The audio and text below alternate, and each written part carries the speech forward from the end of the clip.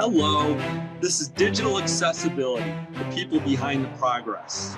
I'm Joe Walensky, the creator and host of this series. And as an accessibility professional myself, I find it very interesting as to how others have found their way into this profession.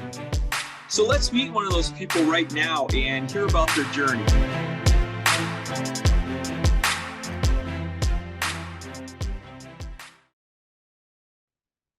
All right, well, here we go with another episode where I have the opportunity to talk with another accessibility practitioner.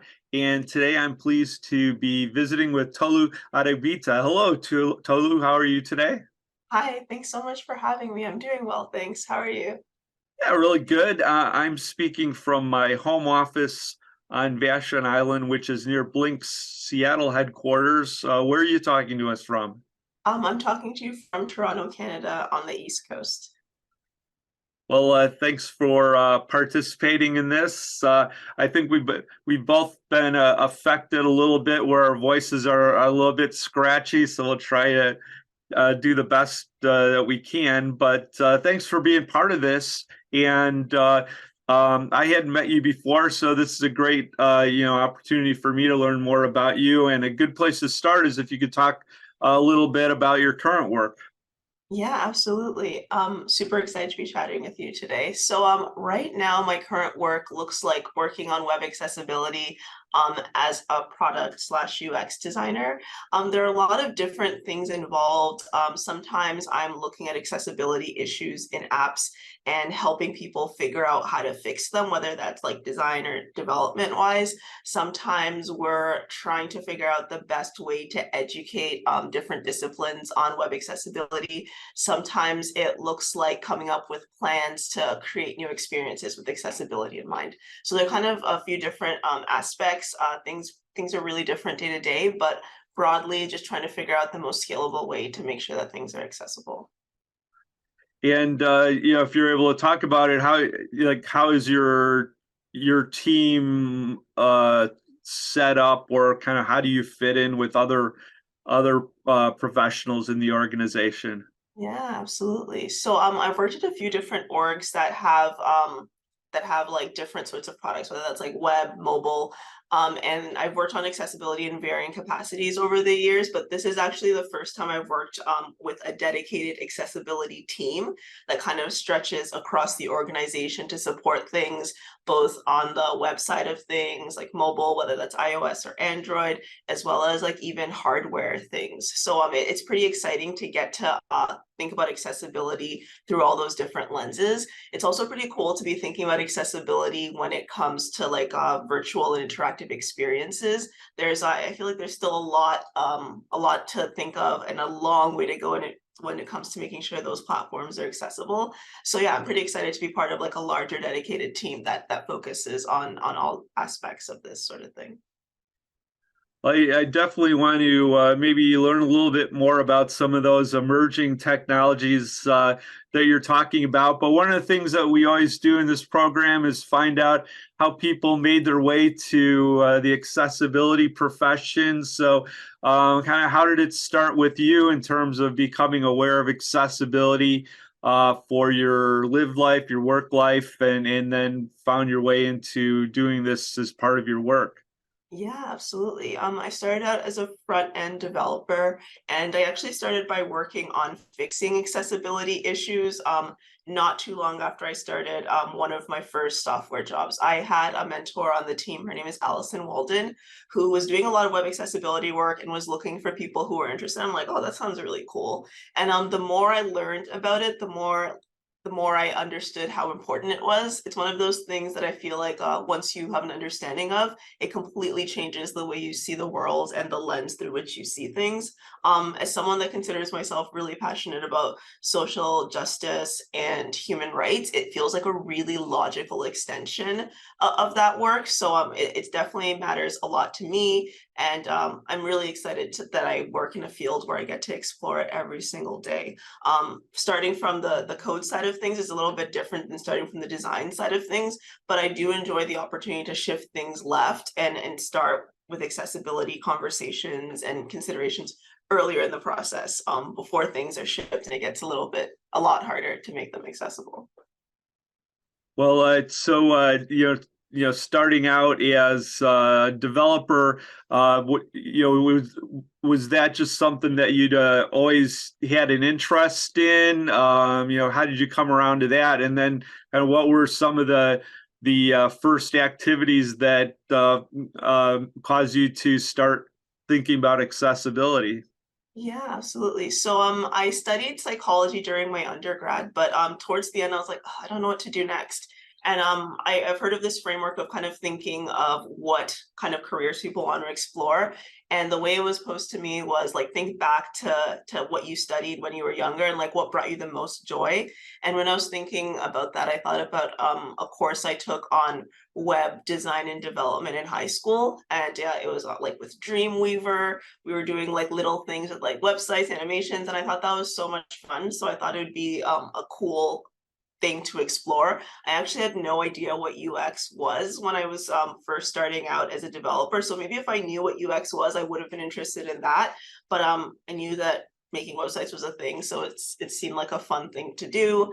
And then as someone who cares a lot about, I mean, like psychology, like human interaction with interfaces, computers, it felt like a really logical step to think more and more about web accessibility in that work.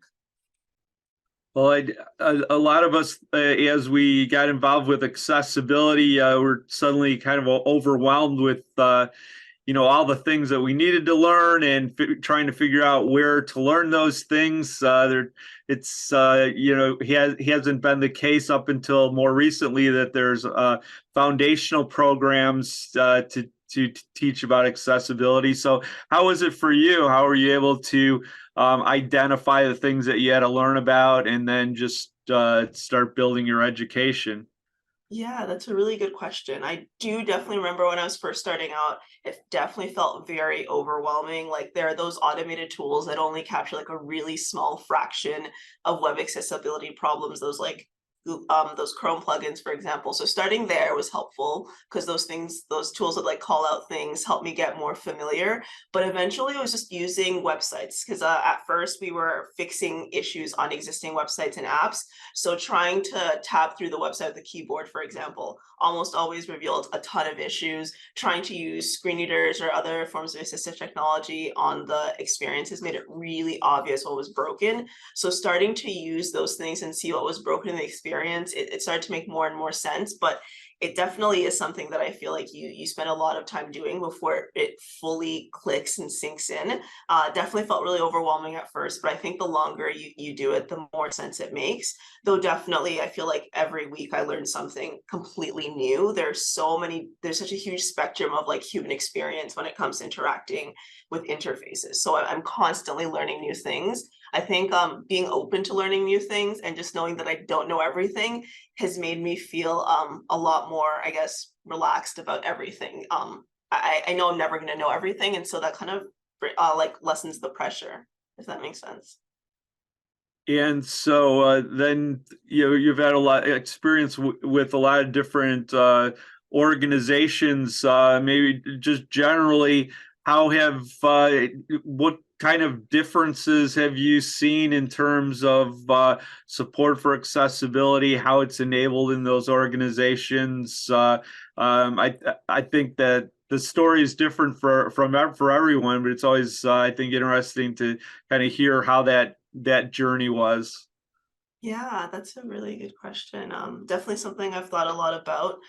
Back in my auditing days where I used to like kind of move from project to project doing web accessibility audits, there was such a wide range of products from automotive websites to e-commerce to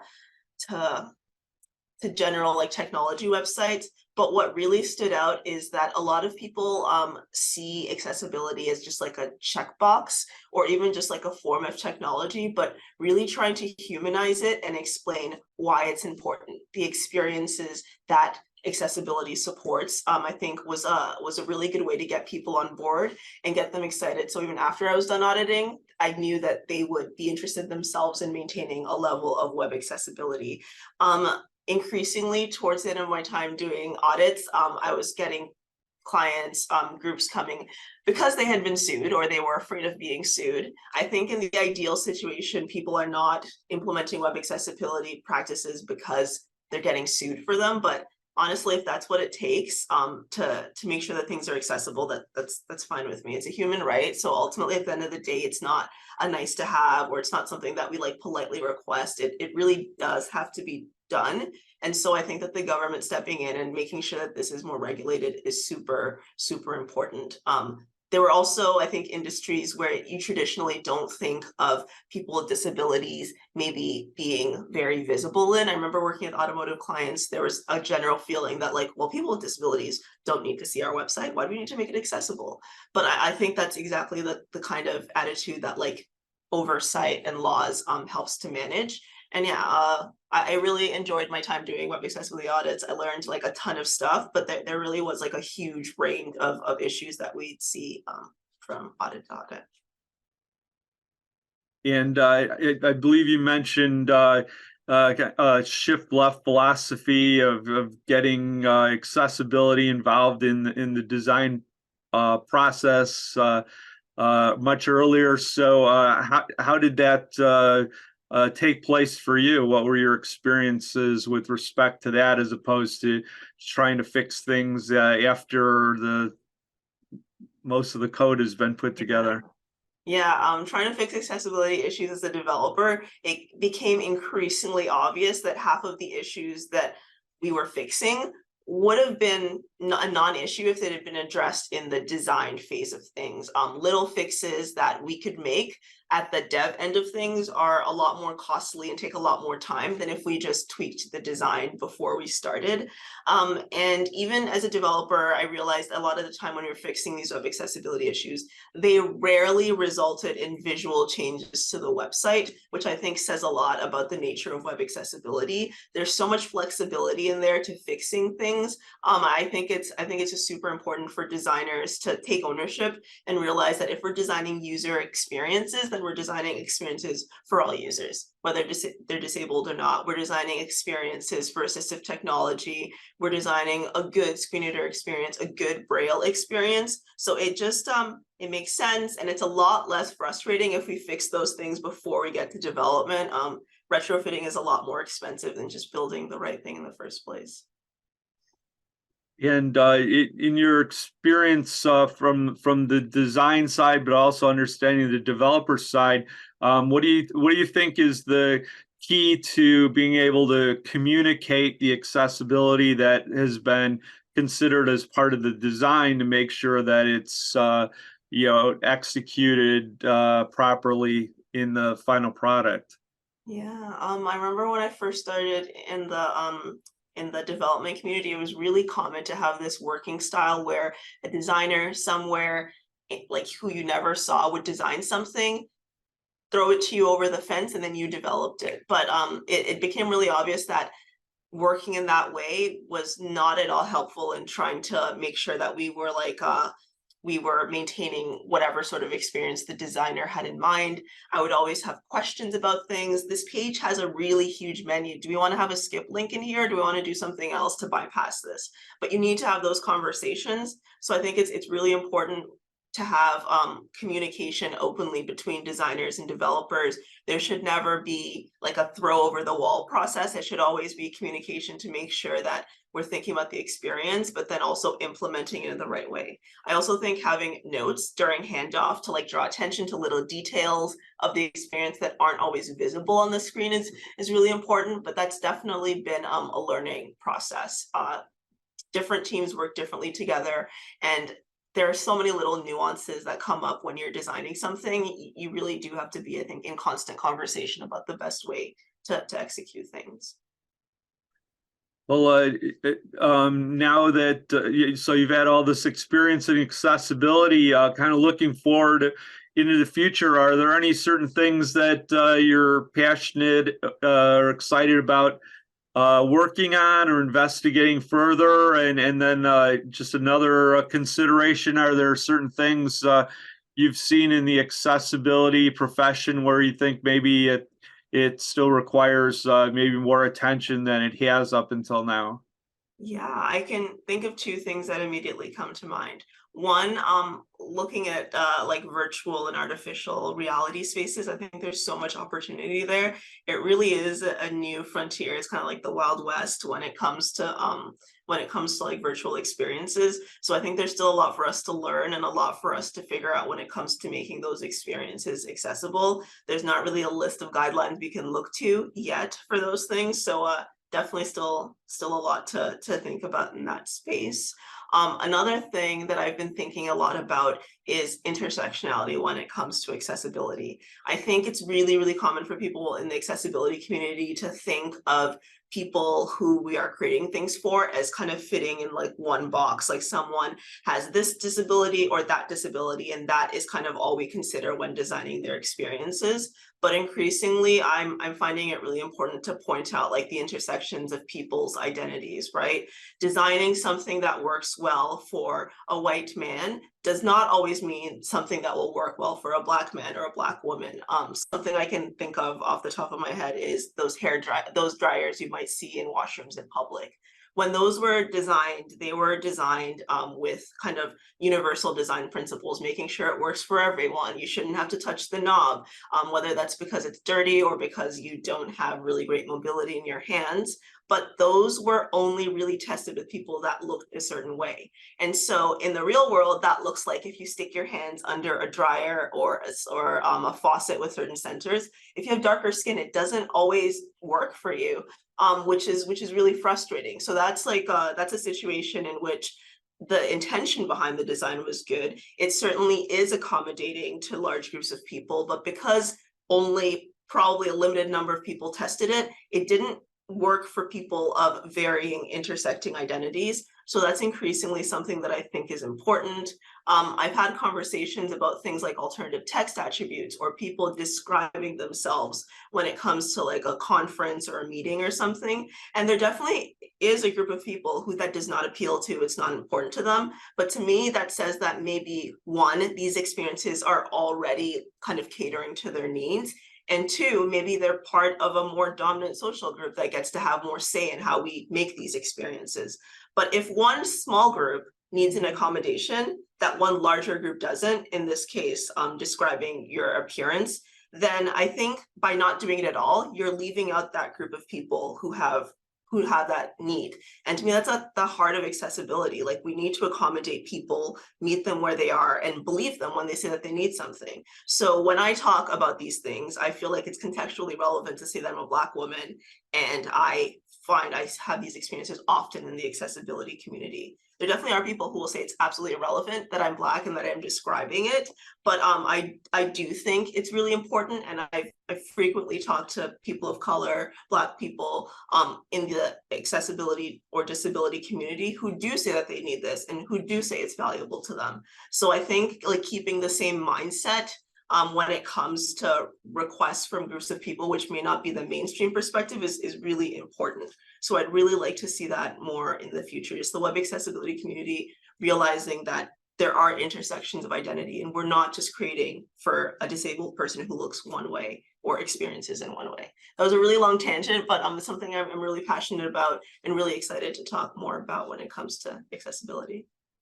Well, yeah, I appreciate all your comments and the issue of intersectionality that you brought up. Definitely gives me a lot of things, yeah, to think about, especially since you brought it up with respect to our conversation about accessibility, because that definitely is an angle that, whereas these are issues that, we've discussed how it applies to accessibility, I think is a really innovative way to think about that. I think you mentioned that then that conversation needs to happen as to how this applies to accessibility.